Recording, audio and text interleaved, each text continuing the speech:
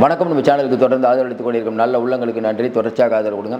நேற்று உச்சநீதிமன்றத்தில் நடந்தது என்ன? அஜய் ரோஸ்தகி நவம்பரில் உச்சநீதிமன்றத்தில் என்ன சொல்ல போகிறார் நீங்கள் சொல்லுங்கள். இந்த வழக்கில் அஜய் ரோஸ்தகி அவர்களுக்கு இன்னும் ஒரு நோடல் ஆஃபீஸரை தமிழ்நாடு அரசு அப்பாயின்ட் பண்ணல. இதை நீங்கள் எப்படி பார்க்குறீங்க? அவர் விசாரணையை வேகமாக நடத்தக்கூடாதுன்னு தமிழக அரசு விரும்புகிறதா நம்ம நினைக்கிறோம். அப்படி தான் மக்களும் நினைக்கிறாங்க. அப்படிப்பட்ட சூழ்நிலையில் இன்றைக்கி அதையும் தாண்டி பாதிக்கப்பட்டவர்களுடைய அந்த இறந்தவருடைய சகோதரர் பிரபாகர் அப்படிங்கிறவர் நேற்று உச்சநீதிமன்றத்துக்கு போய் 2 செல் நம்பரை கொடுத்து இந்த நம்பர்லேருந்து என்னை மிரட்டுறாங்க, ஃபோன் பண்ணி பார்த்தா வழக்கு வாபஸ் வாங்க சொல்லி ஃபோன் பண்ணி பார்த்தா அது ட்ரூ காலரில் பார்த்தா அது அங்கே இருக்கக்கூடிய லோக்கலில் இருக்கக்கூடிய போலீஸ் நம்பர் வருது அப்படின்னு அவர் சொன்னது. நம்பரை எழுதி கொடுத்துட்டார். இதையெல்லாம் வைத்து பார்க்கும்போது யார் இதை மறைக்க பார்க்குறாங்கங்கிறது பொதுமக்களாகிய நீங்களே சொல்லுங்கள்.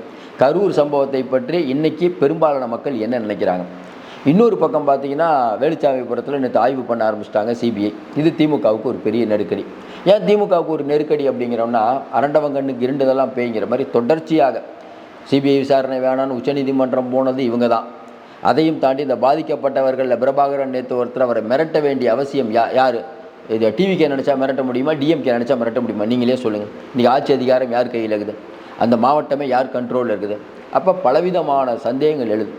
மடியில் கனமில்லை, வழியில் பயமில்லைன்னு அடிக்கடி இவங்க சொல்லிட்டு இருந்தாலும் இவர்கள் பண்ணதெல்லாம் தில்லு முள்ளுங்கிற மாதிரி மக்கள் இன்றைக்கி நினைத்து கொண்டு இருக்கிறார்கள்.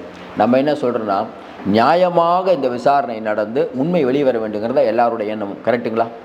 ஆனால் தொடர்ச்சியாக இந்த வழக்குக்கு முட்டு கொடுக்குற அதாவது இந்த வழக்கு நடக்கக்கூடாதுங்கிறதுக்காக என்னென்ன பண்ண முடியுமோ அதெல்லாம் இன்றைக்கி இருக்கக்கூடிய ஆளுகிறவர்கள் பண்ணுறாங்கன்னு தான் வெகுஜன மக்கள் நினைக்கிறாங்க. அதை உறுதிப்படுத்தும் வகையில் தான் நேற்று பிரபாகரன் அவர்களுடைய பேச்சு. சரி, இப்போ அஜய் ரோஸ்தகியுடைய மனநிலை எப்படி இருக்கும்? நம்மளை போஸ்டிங் போட்டு 20 நாள் ஆகியும் ஒரு நோடல் ஆஃபீஸரை இவங்க அப்பாயின்ட் பண்ணல அப்படிங்கும்போது அவர் எப்படி பார்ப்பார்? ஏன்னா அநேகமாக கரூருக்கு இன்னும் 2-3 நாளில் வரார். அவர் வரும்போது எந்த விதமான முன்னேற்பாடுகளையும் செய்யவில்லை என்றால்னா அவருடைய கோபம் எப்படி இருக்கும்? உச்சநீதிமன்றத்தில் போய் அவர் என்ன சொல்லுவார்? என்னங்க நீங்கள் போஸ்டிங் போட்டு நடவடிக்கை எடுக்கணும்னு சொன்னால் 20 நாளாகியும் எனக்கு நோடல் ஆஃபீஸரை போடல. அஸ்ராக்கருக்கு அவர்களை போட்ட உடனே அவருக்கு எல்லா விதமான கோப்புகளும் அனுப்பி வைக்கப்படுகிறது. ஒரு நபர் ஆணையத்தை போட்டவுடனே கவர்மெண்ட்டே அவங்களுக்கு முழு ஒத்துழைப்பு கொடுக்குது. ஆனால் உச்சநீதிமன்றம் ஒரு விஷயத்தை சொல்ல போய் அதையே இவங்க ஒபே பண்ண மாட்டுறாங்க. அப்படிங்கும்போது தமிழ்நாடு அரசு ஒத்துழைக்க மறுக்கிறது.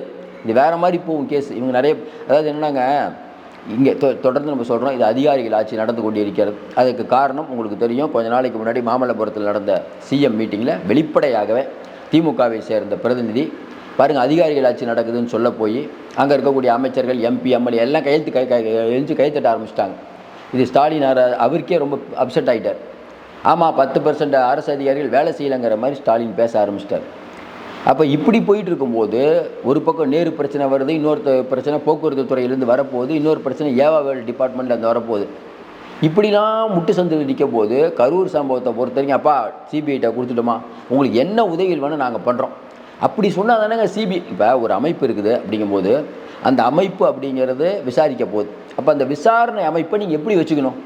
உங்களுக்கு என்ன வசதி செய்யுங்க, நாங்கள் பண்ணித்தரோம் அப்படின்னு அவங்களுக்கு நீங்கள் இணக்கமாக இருந்தால் தானேங்க அவங்க கொஞ்சம் விசாரணை பண்ணுவாங்க.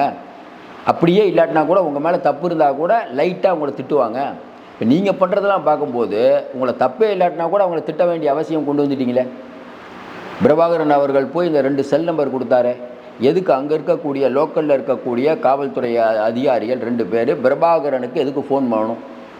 இப்போ அஜய் ரோஸ்தகி தலைமையிலான குழுவிட்டு அந்த 2 போலீஸ்காரங்க நம்பர் கொடுப்பாங்கள்ல, அவங்கள கூப்பிட்டு விசாரிப்பாங்கள்ல, விசாரித்தா அவங்க தகவல் சொல்லணும்ல. எதுக்கு ஃபோன் பண்ணீங்க?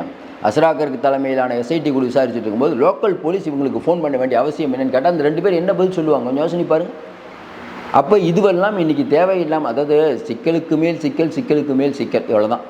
எல்லாருக்கும் நல்லா தெரியும் ஏடிஜிபி என்ன சொன்னாருன்னு, அமுதா ஏஎஸ் என்ன அவர்கள் சொன்னார், செந்தில் பாலாஜி என்ன சொன்னார்னு எல்லாருக்கும் தெரியும். இந்த விஷயத்தை பொறுத்த வரைக்கும் பெரும்பாலான மக்கள் இது எல்லாருடைய குறைபாடும் தான் நினைக்கிறாங்க. ஒரு பக்கம் விஜய் தான் காரணம்னு யாரும் சொல்லலை, இன்னொரு பக்கம் போலீஸ் தான். 2 பேர் தரப்புலையும் விஷயம் இருக்குன்னா வெகுஜன மக்கள் பேசிகிட்டு இருக்காங்க. ஆனால் நீங்கள் தொடர்ந்து விஜயை மட்டுமே குறை சொல்லி சொல்லி சொல்லி இப்போ என்ன ஆகுதுன்னா உங்களுக்கு பேக் ஃபயர் ஆகிடுச்சு. நீங்கள் வெகுஜன மக்கள் நீங்கள் யார் மிரட்டியிருப்பாங்கிறது வெகுஜன மக்களுக்கு தெரியும். அப்போ இந்த விஷயத்தை பொறுத்த வரைக்கும் அதையும் தாண்டி நேற்று உச்சநீதிமன்றத்தில் மகேஸ்வரி அவர்கள் சொல்கிறாங்க, இந்த பிரபாகரன்கிட்ட சொல்கிறாங்க, ஏங்க இது சிபிஐ விசாரணை நம்ம கொடுத்துட்டோம், உங்களை மிரட்டுறாங்கன்னா யூ கம்ப்ளைண்ட் டு சிபிஐ. இப்போ சிபிஐட்ட பிரபாகரன் போவார். இவ்வளோ தூரம் உச்சநீதிமன்றம் போனவர் சிபிஐட்ட போக மாட்டாரா? ஐயா என்ன மிரட்டுறாங்கன்னு சிபிஐட்ட போய் அந்த 2 ஃபோன் நம்பரை கொடுத்தா இது தேவையில்லாத பிரச்சனை வரும்ல. வெளியில் இந்த மாதிரி செய்தி வந்தால் என்ன ஆகும்? சிபிஐ அதிகாரிகள் 2 காவல்துறையினரை விசாரித்தார்கள். நீங்கள் ஏன் ஃபோன் செய்தீர்கள், உங்களுக்கும் இந்த கேஸுக்கும் என்ன தொடர்பு அப்படிலாம் கேட்டாங்கன்னா என்ன பதில் சொல்லுவீங்க? இப்போ பார்க்கக்கூடிய மக்கள்கிட்ட என்ன நிலவரம் வரும்? போலீஸே கூப்பிட்டு ஃபோன் பண்ணியிருக்காங்களா, அப்போ இவங்க ஏதோ மறைக்கிறாங்கப்பா, அப்படி தானே என்ன வரும்? இப்படியா குழந்தைத்தனமாக போய் மாட்டிக்கிறது? வெகுஜன மக்கள் பார்த்துட்டு இருக்காங்க, நீங்களே பதில் சொல்லுங்கள். இது ஒரு பக்கம். இன்னொரு பக்கம் என்ன பண்ணலாம்? விஜய் அவர்களை பற்றிய கண்காணிப்பு. விஜய் அவர்களை ஃபுல்லாக அவர் என்ன பண்ணுறாரு, ஏது பண்ணுறாரு, இது தமிழகம் முழுக்க 234 தொகுதியில் 10 மண்டலங்களாக பிரிக்கிறார். அந்த மண்டலத்துக்கு யார் இன்சார்ஜாக போடுறார், அவருடைய பின்புலம் என்ன, அவருடைய ஜாதி என்ன, இன்றைக்கி இருக்கக்கூடிய சூழ்நிலையில் விஜய் கட்சியை எப்படி அடக்கி ஒடுக்கலாம், வேறு எந்த மாதிரியான விஷயங்களை டார்ச்சர் பண்ணலாம், அங்கே இருக்கக்கூடிய நிர்வாகிகளை எப்படி வளைக்கலாம், பெரிய அளவுக்கான பணத்தை செலவு பண்ணி இன்றைக்கி ஊடகங்கள் வழியாக அவரை நெருக்கக்கூடிய வேலையில் ஏகப்பட்டது பண்ணிட்டாங்க. அதாவது பிஜேபியை பற்றி அவர் எது பேசினாலும் சர்ச்சை, அனைத்து கட்சி கூட்டத்துக்கு வந்தாலும் சிக்கல், வரலைனாலும் சிக்கல். இன்னொரு பக்கம் பார்த்திங்கன்னா திமுக என்ன நினைக்குது, அவர் தனியாக தான் நிற்கிறாங்கிற நிலைமைக்கு இப்போ அவர் வந்துட்டார். ரொம்ப நாள் முன்னாலேருந்தே வந்துட்டுருக்கார். நடுவில் அதிமுகன்னாங்க, அவர் இல்லைன்ட்டார். அப்போ திமுக எப்படி பார்க்குது, தனக்கு இருக்கக்கூடிய சிறுபான்மை வாக்குகளை நம்ம பலப்படுத்தணும். ஏன் விஜய் தனியாக தான் நிற்க போகிறேன்னு முடிவாயிடுச்சு. திமுகவோட எதிர்ப்பு ஓட்டால் வாங்கட்டும், வாங்கினா அதிமுகவுக்கு போகிற ஓட்டு பிரியிட்டும், நமக்கு இது பிரச்சனை இல்லை. ஆனால் தன்னிடம் இருக்கக்கூடிய சிறுபான்மை வாக்குகள் போகக்கூடாதுன்னு நினைக்கிறார்.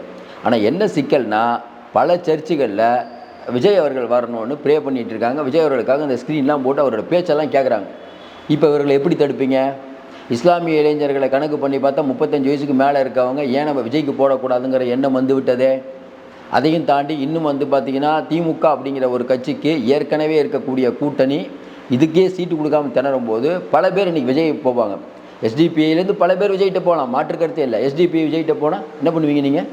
இன்றைக்கி இருக்கக்கூடிய சூழ்நிலை இன்றைக்கி உங்கள்கிட்ட இருக்காங்க சார், நாளைக்கு இவங்கெல்லாம் அப்படியே ஒன்றாவும் உங்களோட இருப்பாங்களா? எப்படி நீங்கள் கூட்டணியை மெயின்டைன் பண்ணி எப்படி நீங்கள் எத்தனை சீட்டு கொடுப்பீங்க? ஐயா வேறு வரங்கிறாரு, பிரேமலதா அவர்களுக்கு வேறு ஒரு 7 சீட்டு சொல்கிறீங்க, ஐயா வேறு அதுக்கு கொடுக்கணும். எப்பயுமே ஓவர் ஃபுல் அப்படிங்கிறதே தப்பு தான். ஒரு இடத்துல இவ்வளோ தான் நிற்கணும், அதுக்கு மேலே நின்னீங்கன்னா மூச்சு முட்ட வேண்டியதான். அப்போ திமுகவுக்கு இந்த சிக்கல் இருக்கிறது. விஜய் பக்கம் யாரும் வரவில்லை என்ன நல்லா யோசனை பாருங்கள். ஒரு இஸ்லாமிய இயக்கம் எஸ்டிபிஐ யாரோ ஒருத்தர் விஜய்கிட்ட போனாங்கன்னு வச்சுக்கோங்களேன், உங்கள் நிலைமை என்ன? ஏற்கனவே விஜய் அவர்கள் சிறுபான்மை வாக்குகளை பிரிப்பாருங்கிறது தான் திமுக கொடுத்த ரிப்போர்ட். இன்னும் போச்சுன்னா அதுக்கேற்ற மாதிரி நீங்கள் பல ஏழ்ரை, அதாவது நம்ம நேரு அவர்கள் பல விஷயங்களில் நீங்கள் மாட்டிகிட்டு இருக்கீங்க. சதுப்பு நில விஷயம் நல்லா யோசனை பாருங்கள். இது ஒரு 6 மாதம் தேர்தல் இருக்க நேரத்தில் இந்த பஞ்சாயத்து வேணுமா? அதுக்கு பின்னால் இருக்கிறது யார்? பார்த்தா முதல்வருக்கு நெருக்கமாக முதல்வர் வீட்டுக்கு அடிக்கடி போகக்கூடிய ஜூவியில் ஃபுல்லாக எழுதினா யார் இதுக்கு கமிஷன் வாங்கினா, என்னென்ன பண்ணியிருக்காங்க, இதுக்காக எப்படி கோப்புகள்லாம் மாற்றப்பட்டன, தேவையில்லாமல் நேற்று உயர்நீதிமன்றத்தில் ஒரு கண்டனம், இதெல்லாம் தேவையா? ஆட்சி போகக்கூடிய காலங்களில் திமுக தொடர்ந்து முட்டு கொடுத்து கொண்டு இருக்கிறது. கேட்டால் விஜய்க்கு அரசியல் தெரிஞ்ச நீங்கள் இவ்வளோ கொள்ளடிக்கிறீங்களே, அப்போ தெரியாமல் இருக்கிறதே நல்லது தானே. இப்போ நம்மளை என்ன யோசிக்கிறோம், நீங்கள் அட்மினிஸ்ட்ரேஷன் தெரியல கற்றுக்கிட்டும்பா, உங்களை மாதிரி ஏற்கனவே கற்றுட்டு இருந்தால் தான் எப்படி எதில் கொள்ளடிக்கலாம், எப்படி பண்ணலாங்கிறது உங்களுக்கு தெரியும். சார், மக்கள் இன்றைக்கி என்ன நினைக்கிறாங்கன்னா, ஃப்ரெஷ்ஷாக ஒருத்தர் வரட்டுன்னு தான் நினைக்கிறாங்க. அதை விட்டுட்டு பழைய ஆளே கோடியாக கொள்ளடித்தவங்களுக்கே மறுபடியும் எப்படி ஆட்சியை கொடுப்பார்கள் என்று நமக்கு தெரியவில்லை. உச்சநீதிமன்றத்தில் வேகம் எடுத்து கொண்டு இருக்கிறது, ஒரு பக்கம் சிபிஐ வேடம் அடிக்கிறது. அதனால் அஜய் ருஸ்தகிக்கு போட்டு கொடுக்கறதுக்கு தயாராகி விட்டார். இவர்கள் மாட்டுவதற்கு தயாராகி விட்டார்கள். நீங்கள் நினச்சினா கமெண்ட்டில் சொல்லுங்கள். தொடர்ந்து நம்ம நிறைய அண்மை தகவலை தந்துட்டுருக்கோம். இன்னும் குறிப்பாக சொல்லணும்னா விஜய் அவர்கள் அரசியல் செய்ய தொடங்கி விட்டார். ஏன்னா அவருடைய வேகம் எடுக்கிறதெல்லாம் பார்க்கும்போது இப்போ ஒவ்வொரு மாவட்டத்துக்கு இனிமேல் போகிறாரு. இது இவர்களுக்கு திமுகவுக்கு ஒரு பெரிய அச்சுறுத்தல் தான். ஏன் இப்போ ஒரு ஸ்கேம் இல்லை, பல ஸ்கேம் வந்துட்டு இருக்குது. கேஎன்ஆர் ஸ்கேம்லேருந்து ஏகப்பட்ட ஸ்கேம் வந்தவொடனே பேசுவதற்கு ஏராளமான விஷயங்கள் இருக்குது. ஏற்கனவே கிட்னி திருட்டு நிறைய சொல்லிக்கிட்டே போகலாம். இது மட்டும் இல்லாமல் இன்னும் பல விஷயங்கள், போக்குவரத்து துறையிலேருந்து ஏவாவேலு துறையிலேருந்து பல விஷயங்கள் வரும்போது அதை திமுக அப்படிங்கிற ஒரு கட்சி, பழனிசாமி பேசினால் பதில் கொடுத்து விடலாம், உங்கள் ஆட்சியில் நடக்கலையேன்னு கேட்கலாம். விஜய் பேசினால் அதுக்கு பதிலே சொல்ல முடியாது. வெகுஜன மக்கள்கிட்ட அவர் போய் சேரும்னு திமுகவுக்கு தெரியும். பயந்து நடுங்கி கொண்டு இருக்கிறார்கள். இவர்கள் முட்டு சந்தில் நிறுத்திவிட்டார்கள். 2026 திமுக கண்டிப்பாக தோற்கும் நினச்சிங்கன்னா உங்கள் கமெண்ட்டில் சொல்லுங்கள். தொடர்ந்து ஆதரவு கொடுங்கள். மீண்டும் சந்திப்போம். நன்றி, வணக்கம்.